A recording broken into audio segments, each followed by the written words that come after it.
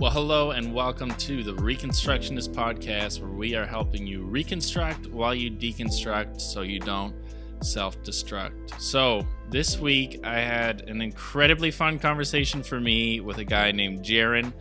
Jarin is a youth pastor at Bridgetown Church in Portland, Oregon, the church where John Mark Comer, the church where he founded, and the church where Tyler Staten is now the lead pastor. And well, hello, Jarin. How are you doing? I'm doing well, Aiden. Nice to finally meet you in person. Well, digitally, I guess, in person. Digitally. Yeah, no, it's great. I've heard a lot about you as of recently because you spoke at a conference. I think the CCLN put it on, didn't they? A few months ago in Vancouver. Yep, with YWC and CCLN. Yeah, and so you were there, which was cool. And then recently too, just for some of my context, I'm at a church in Summerland, British Columbia, and I'm a youth pastor there. And so coming on board on staff at a church that I haven't worked at previously has been an interesting experience. And then as time has gone on there, being like, what are we doing as a youth ministry? What do we want to do? What actually is our goal? And so your name has come up a lot for me personally, looking at Bridgetown and kind of what you're doing there, and how you guys handle youth ministry. So I've been kind of watching you from a distance for a while. So I'm pumped to have this interview, not just to share with other people, but also just selfishly to pick your brain. And so I'm hoping it's going to be a good experience. Not for me. I know it'll be a good experience for me, but hopefully for you. But for those who don't know who you are, can you just give a little intro to yourself, like who you are, what you do, and what you've been up to lately? Absolutely, Aiden. So my name is Jarin Oda. I am 28 years old. I am a youth pastor over middle and high school at a church called Bridgetown in Portland, Oregon. I've lived here in Portland for the past 10 years. And as of 7.5 months ago, I've been married. So I'm learning what it means and how to be a husband while Fun. leading in ministry, which is great. And everything in between, man. I am got a long way to go in a good way. All that to say, I am originally from Honolulu, Hawaii. So I came up to Portland about 10 years ago and started attending Bridgetown on Sundays, kind of one of those college Sunday warriors. And felt called and led by the Spirit to stick around, and was literally some of the deepest, best moments of my life came through some of the most pivotal, I would call them series, but I really do think there were moments in the life of Bridgetown that really, really, really transformed my whole view of Jesus. My invitations to be transformed by Jesus were transformed. So I just had so many formative years here at the church. And so in 2015, I had the opportunity to be a janitor here at the church. And so that's where I just got firsthand experience of just being present to Bridgetown, being the first one in, last one out type of thing. And worked as a janitor for 2 years, I think. I think it was maybe a little bit less than that. And then had the opportunity to start leading Bridgetown youth in the middle school space. And so I've been doing that now for 6 years and some change, and then high school now for 5.5 years. So that's just a bit about me. Yeah, and I live close to the church, my wife and I, and we just have been trying to stay the course and remain faithful here. Wow, man, that's awesome. I haven't heard of many pastors who start out as the janitor and they are kind of like, I just want to be here. That's so cool. I was even able to just briefly meet some people from your church. So Tyler, who's currently your guys' lead pastor, and then John Mark, who obviously founded the church and is now running Practicing the Way. So he's not on staff per se anymore. But it was awesome because as someone who has had encounters with, like, I don't know, Christian leaders in quotation marks, whatever that means. It's always interesting to meet people in real life and be like, who are you? How are you actually in real life? And you obviously have more of a personal connection with these guys than I do. So I'd like a brief connection. So maybe you're like, this dude's got it wrong. But I don't think so. It was so cool to see them interact with people and be like, wow, like these guys actually are who you think they would be, which isn't always the case. So John Mark in particular, spent so much time, and I don't know if this is just because now he has more of the emotional capacity, not doing full time ministry in the sense of like being a pastor on staff, because full time ministry is a silly term, because that's what everybody does. But being like a pastor on staff, maybe it's because he had more emotional capacity. But to see him at this conference that I was at, taking time not just to talk to people, but to like genuinely pray with them and have a conversation with them was like, wow, that is not normal. And then to with Tyler, just the generosity and like I don't know, they just seemed like genuinely great people that was like, oh good. So Mm. because sometimes you meet people and you're like, oh no, that's too bad.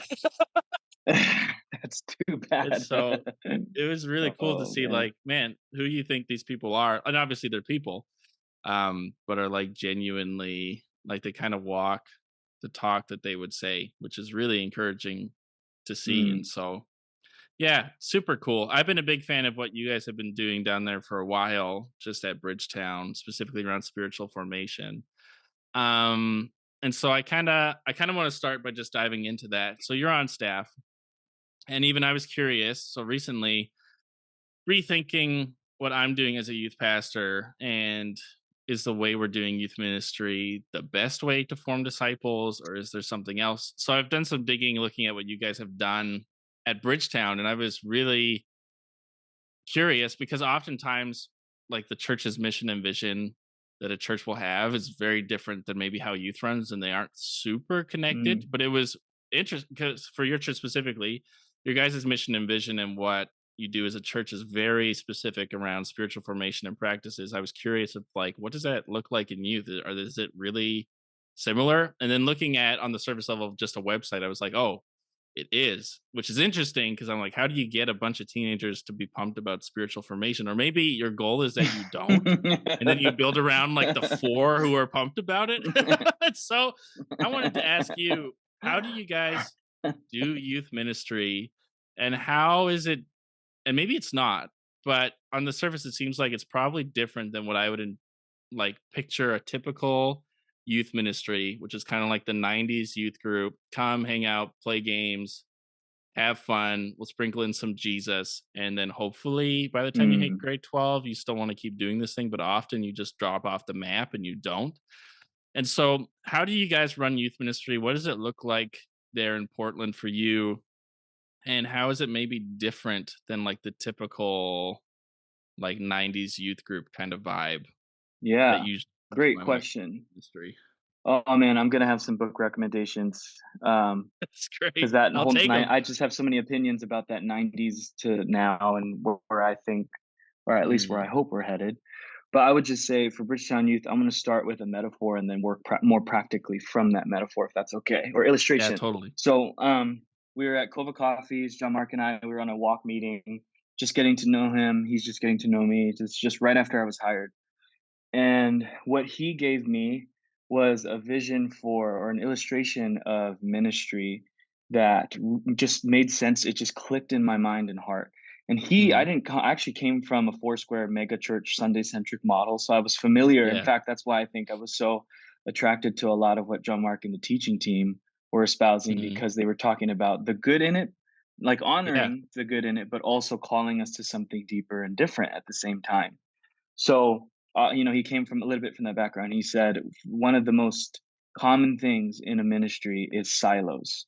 When a church grows Mm, to a certain size that takes on subvisions and literally subcultures, that's just the human yeah. condition. That's the human dynamic. If it isn't intentional, I mean, or sorry, if it isn't clarified, then it happens by what's the phrase he uses?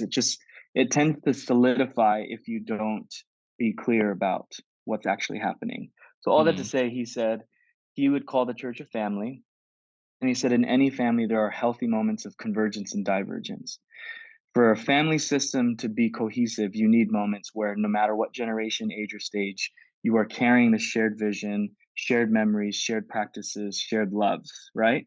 Think mm, about it at a dinner table. It doesn't matter whether you're 1 or 59, you're at the dinner table together.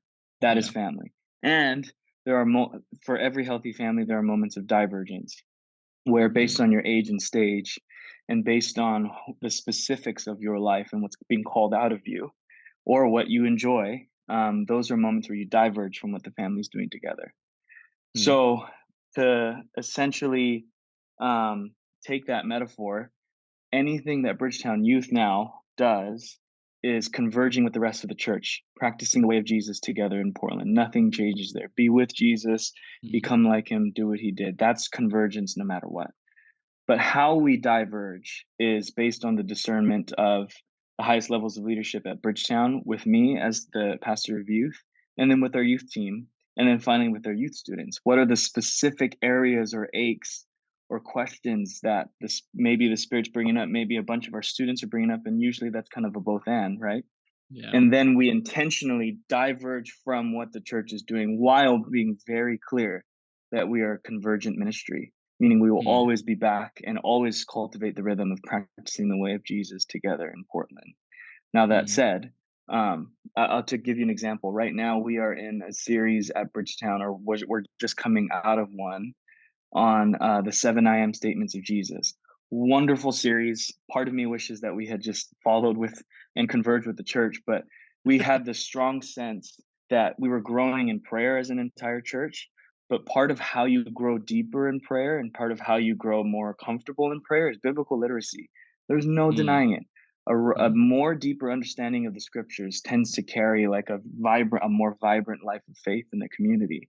And we just realized that a lot of our students didn't even understand, and myself included, by the way, how the meta narrative and how the story of God comes into our ordinary lives and how that transforms us and how that basically forms us. So we mm, diverged from our church for a season, and we're going currently through a series on biblical literacy. And then we will converge back again for what's currently been going on here called whole spirituality, which is mind, body, mm. soul, and spirit, getting to know God through a whole spirituality.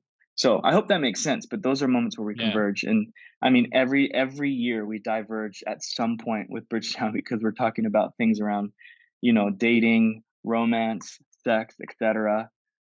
So those are always like I think really good topics to bring up annually, whether you're converging or diverging, etc. So Yeah. those are other rhythms. So for you guys, when I think about like a youth night or whatever, because I don't know what it looks like in your context, what does like do you guys have like main nights that are like main gatherings? I assume you do, but maybe you don't. Okay. What does that look like? So like what happens at a youth night for you guys? Yeah. So this is okay. I'll start with another illustration and go practical as best I Okay. can. So, illustration being if a young person at 11 years old came to Bridgetown Youth and she ate everything that we served, metaphorically speaking, every rhythm, every conviction, every kind of thing that our curriculum would offer, and she would walk and practice the way of Jesus together in Bridgetown Youth. Our hope from 11 to 18 when she graduates would be for her to show up to Bridgetown Basics class, where you're now Hmm. a young adult and now you are being invited into life and community at Bridgetown. And say, perfect scenario is she stays to the church, that as she enters those doors and sits down and listens to the vision and DNA of a Bridgetown community and practicing the way of Jesus, she goes, I've lived this stuff. One, I've Mm, experienced the living God and I continue to. Two, this is I not only do I know about this, but I've lived this in my bones. This has become mm, a part of the way I live my life with Jesus. And three, not only that, but I could probably lead and maybe not be a leader of community, but at least be a mission coordinator, at least be this or that, and have exposure to what we do weekly around a table in community because that's what they're going to be doing primarily as adults. So one of the mm, reasons I think that 90s to 2000s thing that you were talking about is how much continuity do we have with the stages of discipleship that we're calling adults to? Where's the continuity begin? Where's the training beginning in youth ministry? And mm, that drop off, my hope is that drop off is less and less. A yeah. practical example is one of our students who went through Bridgetown Youth. She had the chance to not only be in Bridgetown community, but she literally told me this. It's one of my favorite stories where she was like, I now see how our youth community was literally preparing me for life in community.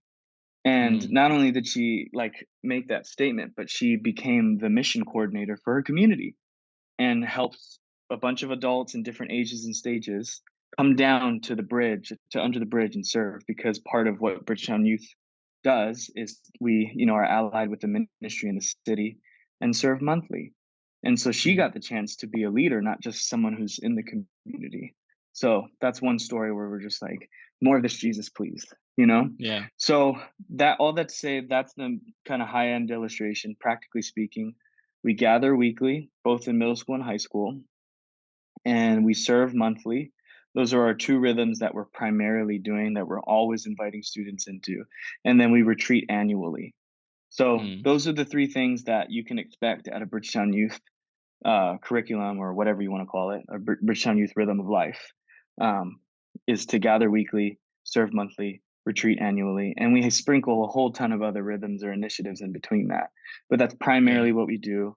And whenever we, another illustration that hopefully I can make practical is every rhythm, every decision we make, I do my best, and our team, we do our best to try and filter through, is this growing us in disciple, mission, or family? And that is what you would Mm. also find at a Bridgetown community, is family, mission, disciple. Those three identities being expressed, being strengthened, being cultivated in community together. So Mm. gathering weekly is family, gathering around the scriptures is disciple. And I'll go into spiritual formation for youth, but in a bit, if that's okay. But that's Yeah. where we primarily do in gathering stuff. And part of that is mission too, where we're inviting students to consider that their lives exist for far more than this little community here, but are called to be scattered throughout the city, schools, families, etc., and Mm. serve and evangelize. So Yeah. all that to say, that's kind of a, I hope I'm doing it justice by explaining this, but Yeah. No, totally. that's kind of our vision there. It's super interesting. So when you look at your youth group, because I'm having these conversations right now and these thoughts, who is it for? In the sense of there's different people you can try to reach, and they are they all require a different approach. So you can try to do the both, where you're going to reach the kids who are like who you would say are part of church families of people who are here, and then you can try to reach the like inner city kids who are not a part of our church family and they don't go here. And so you can have both, where you're trying to reach both, which usually means you'll probably lose both at the same time but also gain some at the same time. Or you can have like a different approach where maybe you try to reach more inner city kids, which looks really different than if you're just trying to reach, like, let's pour into the kids who are here who like are a part of our church family. Or maybe there's a whole different way that you think about it that's neither of those. When if I were to ask you, like, who is what is Bridgetown Youth actually like aimed at, and who is it actually aimed at? What would you say to that? Like, what is your who are Great you trying to question. reach? Great question. So every ministry has an inward facing identity and an outward facing identity. Our Mm. inward facing identity always, I mean, my primary responsibility, and this is, just what it means to be a pastor at a local church, in my opinion, Mm. is to be a shepherd and overseer of first those who are committed to the church. What that means is the families and the students who exist within those families that are following Jesus regularly in Bridgetown community. Yeah. Those are the kids that I'm not out there evangelizing or sending folks out to. Those are the ones that I start with as my primary responsibility, Mm. those who are already coexisting in the ecosystem of our local church, if that makes sense. And Yeah. that's not, I'm not trying to be an exclusive person when I say that. I just Yeah. I'm naming that should be everybody's first responsibility. You can't invite folks into something that you yourself are not growing and cultivating regularly, you know? And Mm. as they say, the grass Mm. is greenest where you water it. And so whatever you have in front of you, or rather whoever, is of primary importance. So when you ask me who is Bridgetown's, Bridgetown Youth's ministry exists for, it starts with the students that I'm entrusted and responsible to that coexist in the local church. Mm. And then so that's one thing. And then on the other end is the outward facing ministry. This is where I would say Bridgetown Youth is weakest. And part of that's just because, whenever you get to lead a ministry, you always bring your shadow. You always bring your weaknesses with it too. Yeah. And one of my weaknesses is, personally, I'm not gifted in evangelism. I don't have that wiring. Mm. While I love having conversations and apologetics around culture and around secularism and around Yeah. Christianity, I typically am not the type of person to do a lot of initiatives that just bring people in from outside, Yeah. if that makes sense. So that's an area where we're growing. So I will just be honest with you and say, like, the past 5.5 years of my job has been trying to deepen what we have here as an Mm. inward facing space to go deep, and then the heart behind what we're hoping to do in the even in the next 6 months. Interesting. I'm talking to you about this is to really focus in on how is our outward facing ministry being hospitable to the local community around us, Mm. because it really is, or else it can just turn into an exclusive holy club, which Yeah. part of that is really necessary because you need to weigh Christians just as much as you need to count them. But Mm. counting Christians, meaning the whole idea of bringing people in and going out. This is what Young Life and all those ministry parachurch ministries do so well is they show up to where kids already are. Um, I would say that's the initiative that's coming next at Bridgetown Youth. But part of the reason why it didn't start that way, honestly, is because I think it's part of my own weakness, an area I need to grow in, and our team needs to grow in as well. So Yeah. part of that means too, like I have to intentionally, um, and I have a few of these leaders which are incredible, but intentionally empower a few of our leaders and students to start, who have more of an evangelistic wire, and we're all called to it, but some have a charism for it, Mm. and those are the ones that you get a chance to empower too. So Yeah. I would say outward facing ministry is to come, but we want to be hospitable to the city around us. And I think that's hopefully where we're headed. Mm. No, that's great. And that's helpful. Um, None of these questions so far have really been on what I told you. So sorry about that, but I'm still curious. So when you are then like, let's say you're running like the middle school night or the high school night, um, what are you guys actually doing?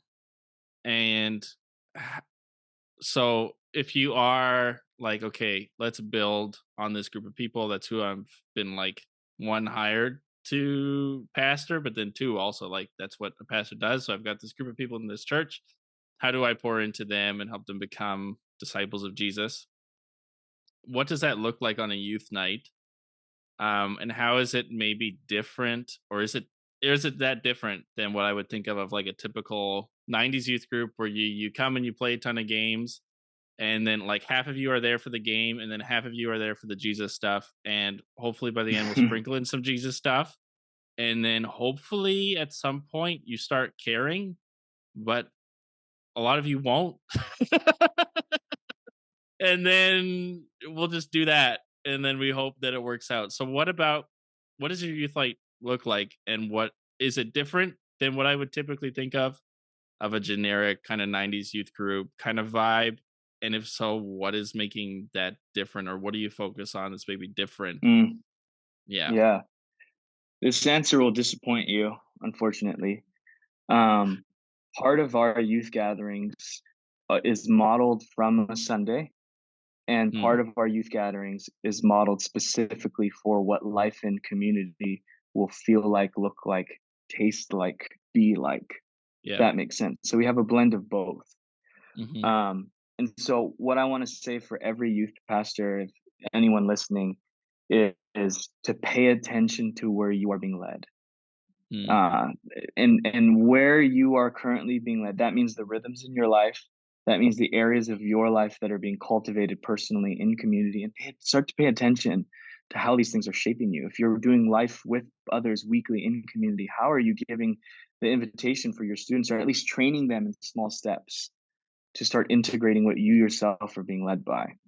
So that's why life in community is an expectation or a core value for any of my youth leaders, because mm, again, I know this is an old adage, but it has so much truth to it that you cannot lead people where you have not gone yourself. So one of the expectations for to be a Bridgetown youth leader is that you're in or seeking regular community under the authority and love and care of the elders of our church, mm, because that's what life in community is like. If you when you're a young adult, or all the way to when you're a senior, right? So all that to say, part of to get practical now, we gather regularly, so you can expect coming in through the doors, being welcomed by our team. And I'll start with high school. Middle school and high school is different because we have stages to what we're Yep. introducing students to, or what we're integrating students to. So I'll start with high school. And essentially what we do is we gather, and we start with a game to break the ice. So it's very Mhm. similar to your 90s group. I'm not too much of a game person, but I have Yeah. recognized that games are the best. I don't, tell me if you find something better. One of the best ways to level the playing field of hospitality. Yeah. It's where no matter if you're the youth pastor of the night or if you're a brand new person, you're seeing everybody have to get their ice broken down a bit, if you will. So Mm. games are a huge part of hospitality, a huge part of the culture still at Bridgetown Youth. So we start with a game, the ice gets broken a little bit, and instead of just having food laid out for people to eat, from the game we move into a time of communion. And so Mm. we do communion regularly, and part of the reason why we do that is because the Lord's Supper is taken regularly by Bridgetown communities on a weekly basis, where you gather around the Yeah. table and you go through the liturgy or whatever you want to do as it relates to communion. So we have a chance every Wednesday night, whether a student it's their first time or they've been here a bunch, they get to hear by one of our leaders the chance to be contemplative and reflective in communion, but also to be celebratory. And then Mm. from that space, because if you look back on the, how the early church did communion, it was a love feast. It wasn't just a contemplative, like sorrowful, oh, he died for my sins. It was also a space to say death is not the end. Yeah. And we eat in the name of Jesus. We eat in the new life of Jesus just as much as we recognize that we are forgiven. So we have an opportunity after communion to break out. And that's where the food and snacks come in and we eat together. Because and maybe they don't know this as clearly as I'd like to express it, but they get to taste what it's like to be in community, literally, Yeah. by eating in the name of Jesus, by talking to someone they haven't regularly talked to, et cetera, by learning how to become a hospitable people. That's one of the beauties of having communion regularly, and they get to just always remember that we're a Jesus community through that. So after we do communion, then like any Bridgetown community, you're getting announcements. So we give students a chance to get updated with everything going on in the life of our community, any activity, any invitation, a few moments of testimony and prayer too for Mm. those that we serve regularly.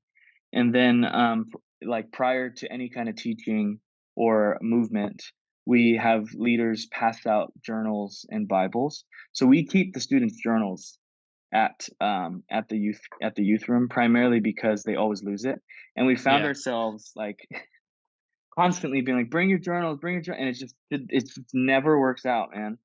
So we keep their journals here at our youth room space, and we get Mm. the chance. Leaders get the chance to pass them out because it's really important that our kids know that we have the utmost level of integrity with handling whatever they're writing down. Right? Yeah. Leaders pass out journals and Bibles, pens, etc. And then after we do a space like that, we usually transition either to small groups or some kind of group reflection. Any Mm. healthy culture of spiritual formation has regular reflection and testimony. That is that's the one of the best things that I've come across in the life of our community, and what I've Mm. seen to be most beneficial to people. If we're inviting people into practice, we're also indirectly inviting them to reflect on how they're being changed, and then to share on the highs and the lows of formation. Because remember, spiritual formation takes place in the place where you are least like Christ, Mm. oftentimes, as Dr. Mulholland would say that. So, spiritual formation is wonderful and it's also painful. Yeah. It's also very, very real, and you're also getting to the grit of your weakness, etc.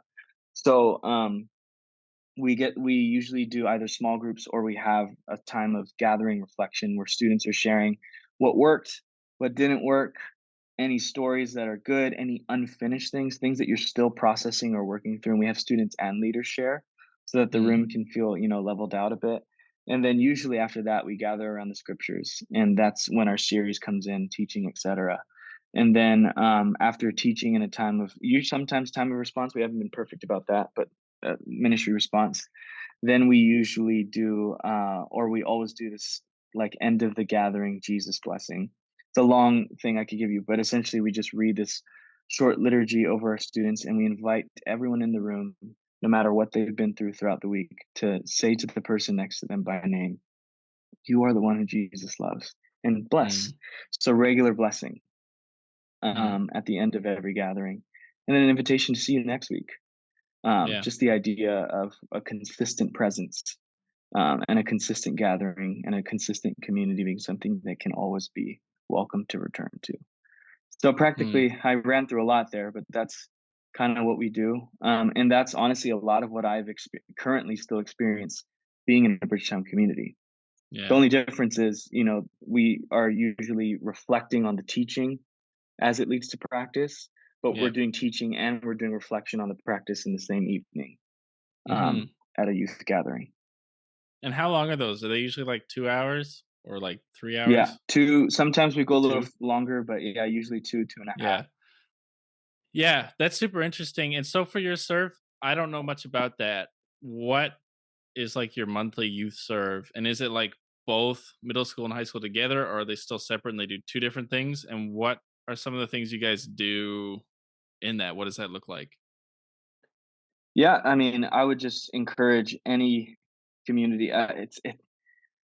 Someone said something to me that was so fascinating recently. They said the best thing about being proximate to need is it breaks off the natural narcissism of young people. Mm, When it comes to serving, part of that happened organically because I was serving regularly on a mm, monthly basis, and I had the chance. I just realized, like, again, being paying attention to where you're being led is so it gives you space to actually invite others into it. mm, So part of it was just my own relationships that I already had, and for any youth community, I always tell this to youth pastors: don't recreate the wheel when it comes to doing something. Just pay attention to the need of your city or community. And this is what I think I was saying mm, before.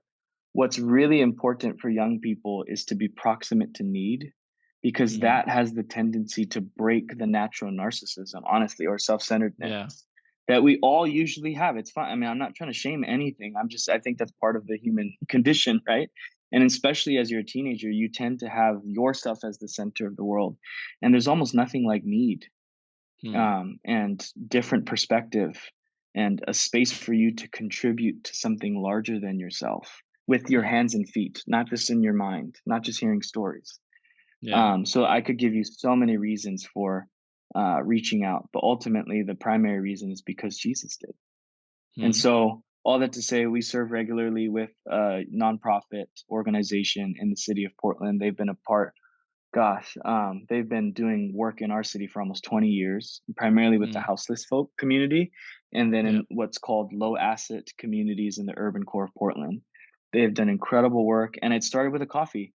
I just had coffee with Mm, one of their leaders, and they invited me and our youth community to join them at an initiative they do every Thursday night under the Burnside Bridge in Portland, where they set up spaces and different what I would just different tent stations where you get the chance to serve folks in the like inner city area of Portland who are houseless and mm, everywhere in between that who just need help and need. So we show up there one Thursday a month, and it's both middle and high schools invited. Parents are also invited. Youth leaders. So we have our whole youth yeah. community at some point kind of go through that with us. And then we have some structure of spiritual formation and discipleship and reflection when it comes Mm, to mission. That is critically important, by the way, Aiden. If any pastor's considering serving in a context of need, um, nothing will nothing will do it better to break open some good questions and conversations and prayers. mm, But you need to have some kind of model or working structure to help disciple those spaces well. yeah. Um, so So for you guys, by the sounds of it, those are the three things you do. You have your weekly youth gatherings for middle school and high school. You have your monthly serve, and then you have an annual retreat. And so my guess is you don't have any additional like Bible studies, or on Sundays, for example, you don't do something extra for. So I didn't experience this when I was growing up, but at both churches I've worked at, this is a thing that exists.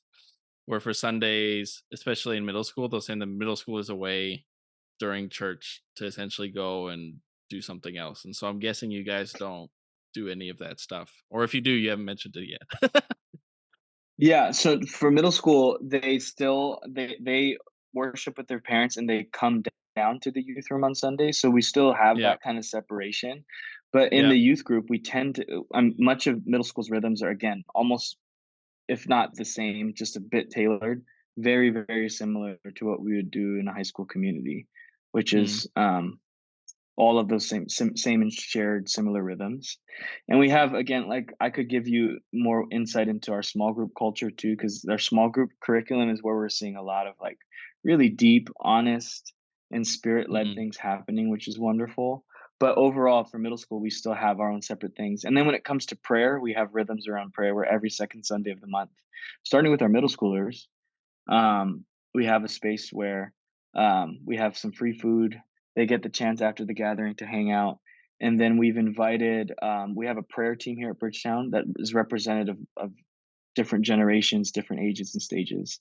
And we get the chance mm, just to invite some of our folks from the prayer team in to be able to pray, prophesy, do some teaching and training around how to mm, hear God's voice. So that is another area that we do regularly, at least in mm. middle school. That's super interesting. Okay. Now that I picked your brain on ministry, for those who aren't into the like super deep details on being a youth pastor and running youth ministry, and leading that kind of thing. So with Gen Z, I'm right at the edge of like right where millennial ends and Gen Z begins. So I'm in this weird in between space of a generation. But when you're looking at, because how old are you? I'm 28, 28. so Okay, I'm so in the we're similar. millennial category. Yeah, yeah, you got Yeah. bumped. So when Yep. you're looking at Gen Z and this upcoming generation, what are some of the awesome things you're seeing, but also what are some of the like unique aspects and concerns that you're seeing as a youth pastor interacting with this generation on the regular? Man, I will say this. Generalizations tend to be helpful and they're almost always wrong. So I need to be Yep. careful about how I do a general, but I will say that on just a level of my personal experience with the kids, and then also just through reading and research and all the other things, I would say some of the things that I'm really hopeful in and I'll start with a Gabe Lyons quote because I think he said it best. He said, "If you don't understand social renewal, you will not understand this emerging generation of Christians. They Mm, have an ache, a passion, to a degree, almost like an overzealous intensity to see reformation, to see things changing, to see institutions called. I mean, there's like when I say they, I mean on average, they just care more. They have a greater concern for the future, and I think that's awesome. I really do. I mm, personally, I was telling one of our students this, that I think my hope is that the future of how we do at Bridgetown Youth, at least evangelism, will start with don't just come and gather with us, come and serve with us first, literally. yeah. And we've seen that be the case where one of our students is telling it's he said it's so much easier to invite his friends to come serve with us than it is to come and gather with us. And I'm like, oh, that makes so much sense, Yeah. so what an opportunity for us as a youth community to be try on the lifestyle of Jesus with our hands and feet as we do that together, like inviting people who are, who haven't been to church or know no background of it, giving them the chance to try on the lifestyle of Jesus even before they hear the gospel declaration in front of them. Mm, So that's one of my hopes, and we've seen that to where like we've had a bunch of kids that aren't regularly committed to our youth gatherings whose parents don't even come to our church, and they show up under the bridge with us and get a chance yeah. to serve and get a window into why we're doing what we're doing, so that's Mm, actually been really cool for me. Um so I would say this generation on average, or at least in my experience, has a greater concern for the world around them, mm, and to be people of compassion. um, they're also a lot more aware of how the past affects your present.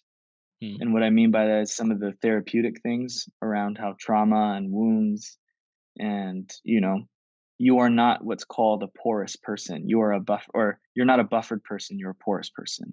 yep. And I think that's really cool, a really great opportunity to see that, yeah, you aren't I know a lot of people talk about our generation or the Gen Z folks being so obsessed with self-identification. But on the Mm, other side, I'm also seeing a lot of kids who are recognizing that their identities have been influenced and shaped by forces outside of them. And I think yeah. that's a really good opportunity for us as Christians because the gospel starts with an external announcement.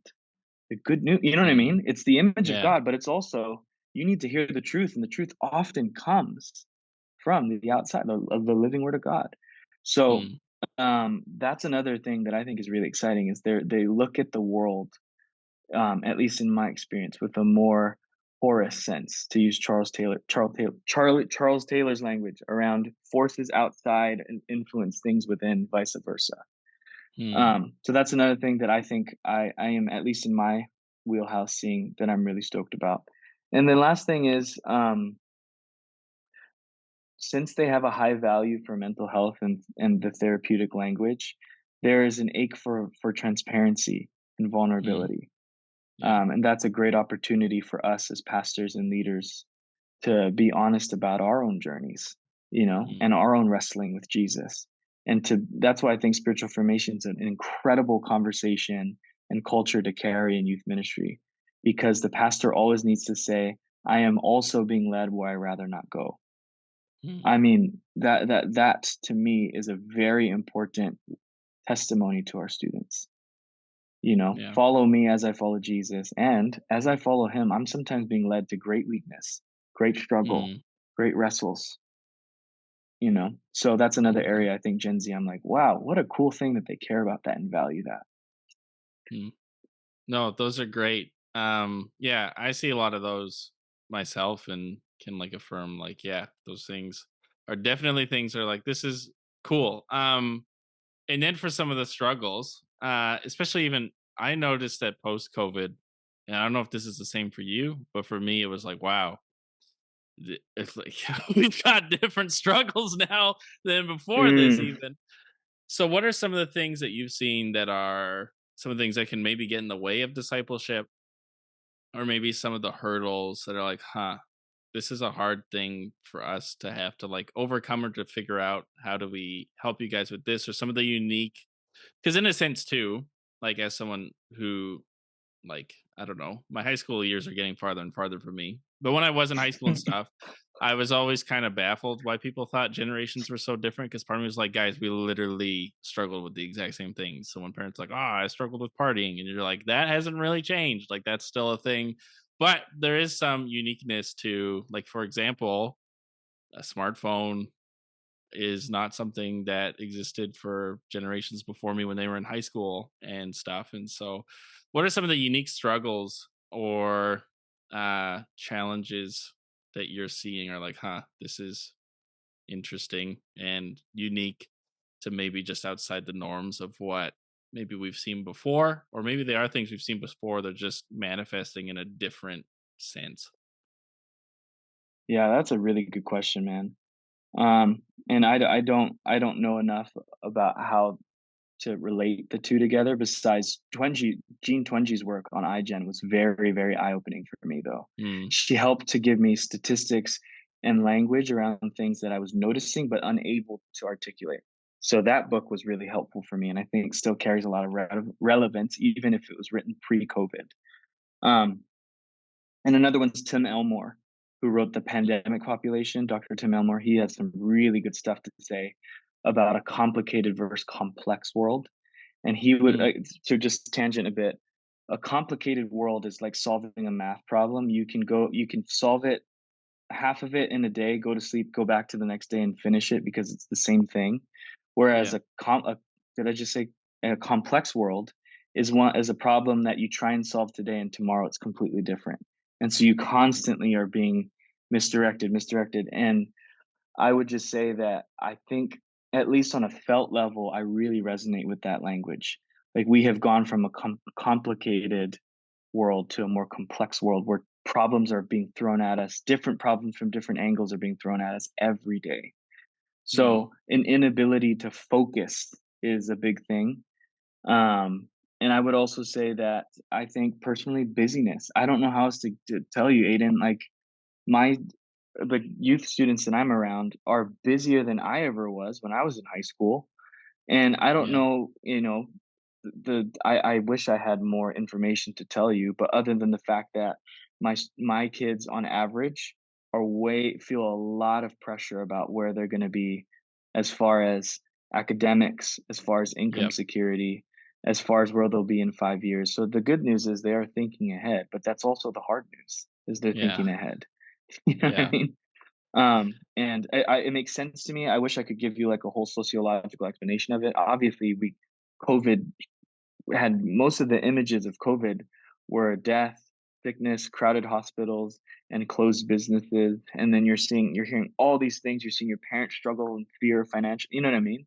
So that's got to Mhm. shape your imagination at least a little bit. Yeah. Um, so I would say busyness is a big factor that I've come across often in our youth setting. Um, Mhm.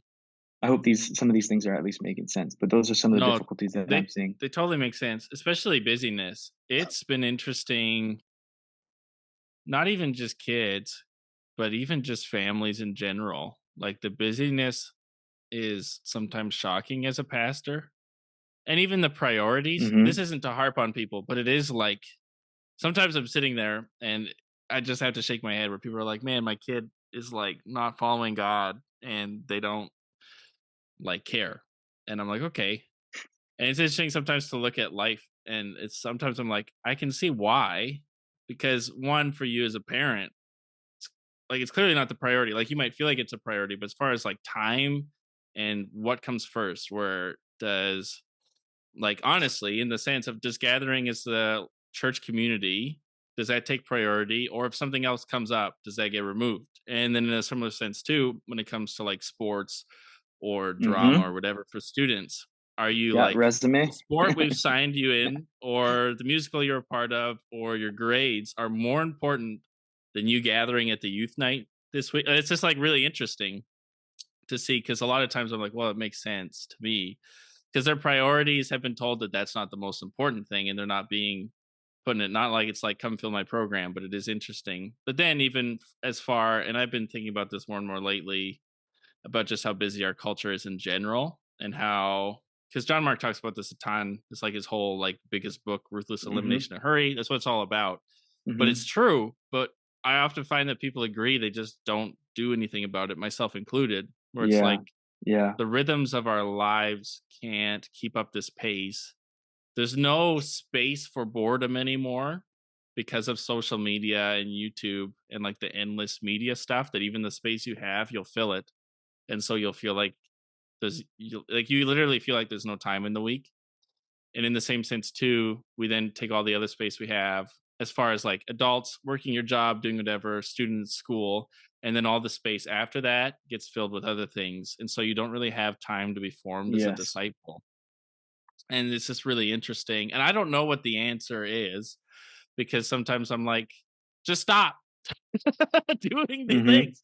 And even recently with a student, I had a conversation because we started doing some practicing the way stuff at our Bible study.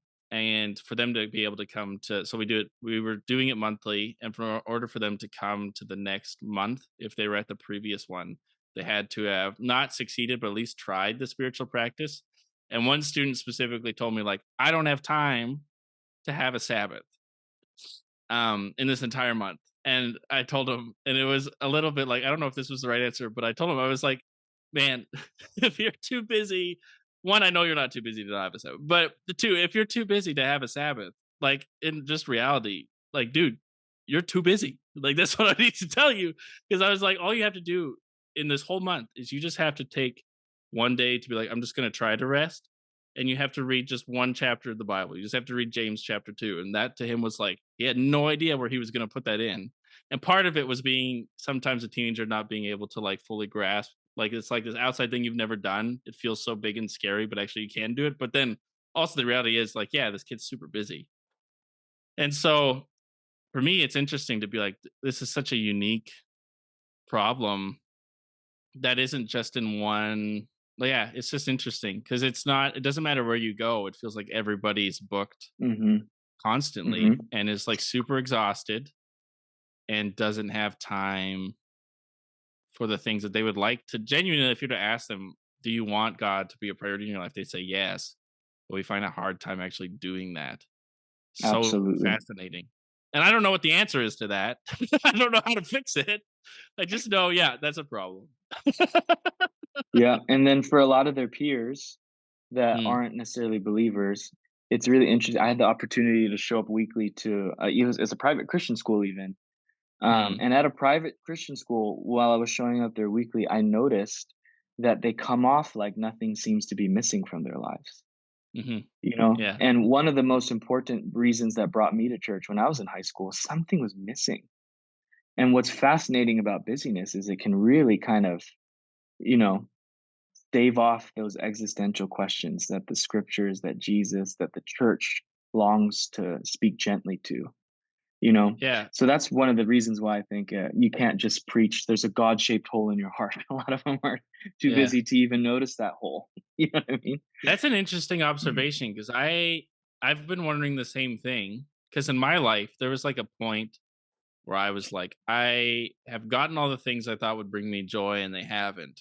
And I realized that I'm not going to be able to find what I'm looking for in whatever, like whether it's popularity, success, whatever, sex, you name it, that's actually only going to be fulfilled in Jesus. But there was a period where there had to be space, which is why I think Bible camps are still. I don't know if Bible camp is a huge thing in America because I know I talked to someone from the UK. He's like, none of us do that, but in Canada, it's like this huge thing. So correct me if I'm wrong, but every summer, for some reason, all these non-Christian parents send their kids to Bible camps to like get rid of them. I don't know if that happens in America. If is that something you experience Wow. too, or I no? at least not here. I don't know about the What? rest of our country, but So not it's here. super weird because as a Canadian, you're like, camp is one of the most important ministries, like in all of church, because it's where a lot of people Wow. actually. It's so interesting though, because I talked to someone from the UK who was like, had no clue what I was talking about. I was like, this isn't a thing. So it's like a Well, weird remember, Canadian thing. different countries have different religious memories Yeah. for sure. And so Yeah. it's been interesting for me to realize that's not normal. But so the interesting thing about Bible camp Wow. was you would go to this camp for a week that your parents would send you to because they just want essentially for you to be gone for a week.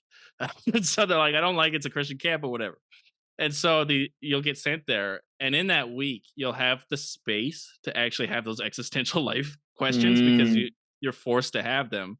And so for a yes. lot of people, that space is where they actually make a decision to be like, you know what, I'm going to follow Jesus. So for me, it was like that. For almost everyone I know, Oh, camp played a massive wow. role in their faith. So Wow. it's super interesting. But you're right. There's not outside of stuff like that. If that happens in your life, there's no space to stop to even recognize how you're feeling as a person. To be like, wait a second, I feel empty and like void and I don't know if the way I'm living my life is actually working. That you don't actually have the space anymore to stop to even feel that. You're too full of content or stuff to even be able to ask those questions. It's super interesting. Mhm. And they would Wow. say, I remember reading this quote where they said, "Curiosity is a natural human experience. Indifference is a learned behavior." So, Hmm.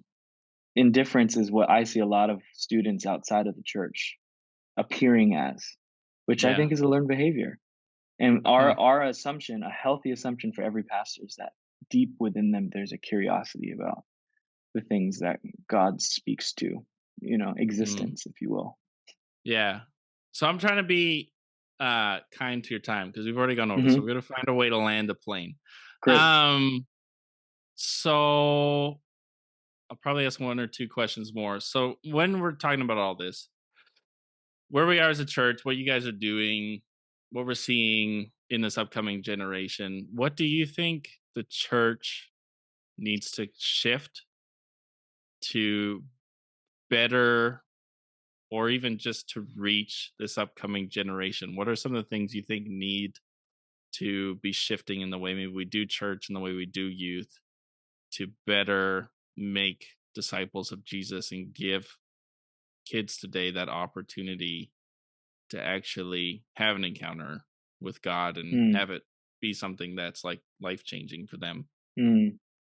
Uh, Man, I wish I had the answer to that, but my opinion, or else there'd be like one universal church, we'd all be doing it, So Yeah, yeah, yeah. my opinion would be that a church specifically a youth community that can have as much continuity as possible with what you're going to be doing as an adult. So thinking of yourself as how many rhythms are going to end with this when this person leaves youth ministry. That's something to Mm, consider. mm, Continuity is really important, because at the very least they should be, if they're like out of your youth community but they've eaten a lot of it, I would love for my students to be haunted by personal encounters with Jesus, but also mm, haunted by life in community, also haunted by regular confession, also haunted by, like gathering around a table together and in the name of Jesus. You know what I mean? So at yeah. the very least, haunt our students with the experiences of living the lifestyle of Jesus, you know? Mm, So that's one thing that I would hope for, is as much continuity as possible from youth students through the track of adulthood. And mhm, I would also say this: it is really easy to be heavy, and it's really hard to be light in a city like mm, mine, and just mm, naturally with a personality like mine. So s- for leaders, spending time with God's presence gives you, personally, I really do think this. It really changes your disposition and attitude towards the problems of the world. mhm, And when you can offer your transforming self to your students and they watch how you're a stable, godly person in the midst of whatever's going on, I think that's some of the best things you can offer, best kind of presence, personal presence you can offer your students, is mm, becoming the kind of person um, that can say to them, do not fear, but with credibility, mm, and say to them and live with them in such a way that they see the life of Jesus carrying the fruit of the Spirit. So I wish there was an easier answer, but like living alongside your students and having as much continuity as possible in youth rhythms, my hope is that that will be, something that could have more stability for the future. And then inviting doubt and crisis. That is one of my mm, favorite things to do. One of my favorite things to do in my youth community. And for the few that have graduated from our youth community, they said it was so one of the most meaningful things for them was to basically have their questions validated without even a clear mm, answer. Just to know that the yeah. church validate and a spiritual community validates questions and longings and hungers Mm, meant the world. mm, So those are some things I would say to that. But ultimately, man, people return to where they're most known. So yeah. you can never discount just quality time spent with the people you serve and lead. Something that I know I Mm, have to grow in. yeah. So No, I those are great things. yeah, Personally, and they're the slower, sometimes often the harder things, you know? yeah, yeah. Uh, hmm. Jaron, thanks for this, man. I appreciate your willingness to come on here because I don't know, we don't really know each other at all. So for you to just be like, sure, I'd love to talk about it is super awesome, super helpful.